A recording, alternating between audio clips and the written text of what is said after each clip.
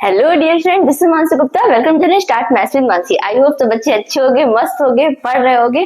तो बच्चों, मैंने आपको pair of linear equation in two variable पढ़ाया है। उसमें मैंने आपको एक्सरसाइज 3.1 करा रही हूँ। उसमें मैंने क्वेश्चन नंबर 6 आपको करा दिया है। आज मैं आपको एक्सरसाइज 3.1 का क्वेश्चन नंबर 7 कराऊंगी। तो क्वेश्चन क्या कह रहा है, पहले ध्यान से पढ़ते हैं। क्वेश्चन इतना बड़ा है पर ये बहुत ही इजी क्वेश्चन है। पहले पढ़ लो, 2 मिनट में हो जाएगा। देखो क्या कह रहा है question. Draw the graph of the equation. देखो मैंने ग्राफ पहले ही बना ली, इसमें टाइम ना वेस्ट हो। हमें ग्राफ बनाना है किन इक्वेशंस का, इन दोनों इक्वेशन से ग्राफ बनाना है। एंड डिटरमाइन, और हमें बताना है the coordinate of the vertices of the triangle formed by these lines and the x axis.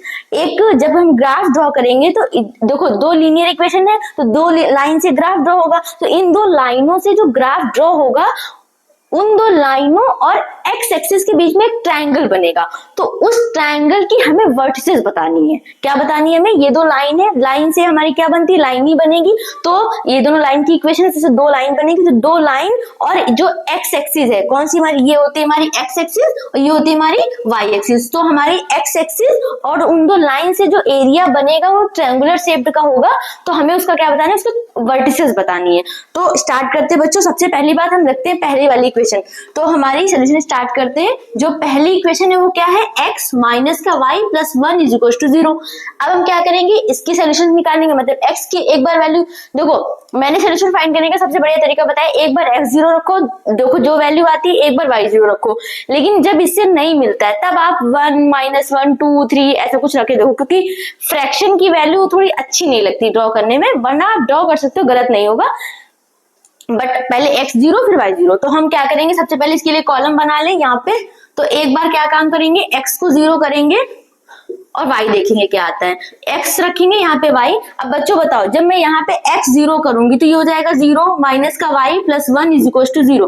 तो ये हो जाएगा माइनस का y plus 1 is equal to 0। मतलब माइनस का y is equal to minus one cut जाएगा। y की value क्या आ गई, 1 आ गई।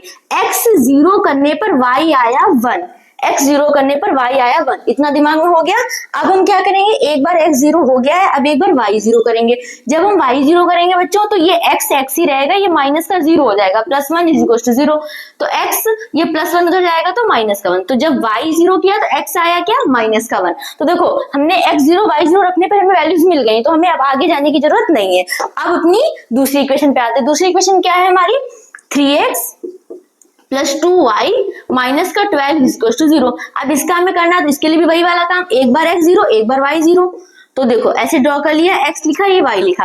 अब हम क्या करेंगे, एक बार x को 0 करेंगे बच्चों। तो देखो x 0 मतलब ये टर्म 0 हो गया, क्योंकि 0 से किसी की भी मल्टीप्लाई करते तो 0 ही आता है। तो ये टर्म 0 हो जाएगा। बचेगा क्या, 2y बचा माइनस का 12 इज इक्वल टू 0। तो 2y is equal to 12, y is equal to 12 upon में 2, मतलब 2 6 जा। तो y की वैल्यू कितनी आ गई बच्चों, 6 आ गई। तो x 0 करने पर y आया है 6। ये कैलकुलेशन आप वहां करके दिखा सकते हो, उसको भी पता होना चाहिए ना आपने किया है, ना आगे वाली कॉपी से छापा नहीं है, तो दिखा सकते हो वहां पे करके। अब क्या है, एक बार x 0 हो गया, अब एक बार बच्चों y 0 करेंगे। तो जब y 0 करेंगे तो बताओ ये वाला टर्म 0 हो गया भाई, y 0 तो ये टर्म पूरा 0 हो गया। क्या बचा, 3x बचा और माइनस का 12 बचा इज इक्वल टू 0।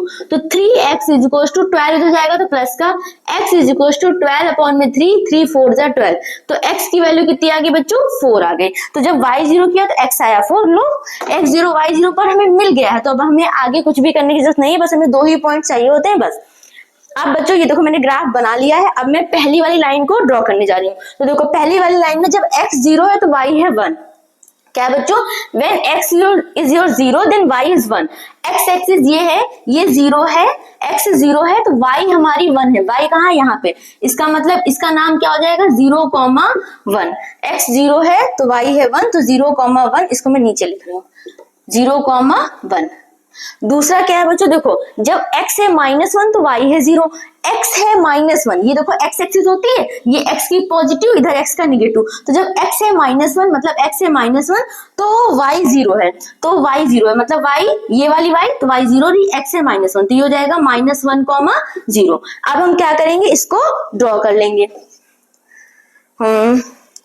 इसको ड्रॉ करेंगे, ये मैंने इससे लिया क्योंकि वो वाली स्केल स्लिप होती है। तो मैं इसको ऐसे ड्रॉ किया यहाँ तक, और थोड़ा बढ़ा लो आगे, शायद लेनी पड़े हमें ऐसे। क्योंकि देखो पता है मैंने क्यों ये वाला इस पे ग्राफ पे नहीं ड्रॉ किया, क्योंकि इसमें हमें एग्जैक्ट सोल्यूशन नहीं बताना। अगर सोल्यूशन बताना तो मैं ग्राफ पे ड्रॉ करती हूँ, क्योंकि उसमें गलती होने के चांसेस नहीं होने चाहिए। पर हमसे सोल्यूशन कहा नहीं, हमसे परसेंटेज कहा है, तो कोई दिक्कत नहीं होगी, इसलिए मैंने लिया है। अब इस पे हम नाम लिख देंगे बच्चों। ये लाइन कौन सी है? लाइन हमारी x माइनस वाई, ये लाइन है हमारी x minus y plus 1 is equal to 0 वाली, ये लाइन उसकी होगी। दूसरा देखो ध्यान से, दूसरी लाइन क्या है? जब x 0 है तो y है 6, x हमारी 0 है तो y है 6। कहाँ है y? ये देखो x वाली 0 होगी तो y है 6, मतलब ये वाला कोऑर्डिनेट हो जाएगा 0,6। ओके, फिर क्या है? जब x है 4 तो y है 0, कुल मिला के y 0 है तो x 4 है, y 0 है तो x है 4, मतलब ये क्या आ जाएगा 4,0। बस इसको भी हम ज्वाइन कर लेते हैं। तो देखो बच्चों, इसको मैं ज्वाइन करूंगी,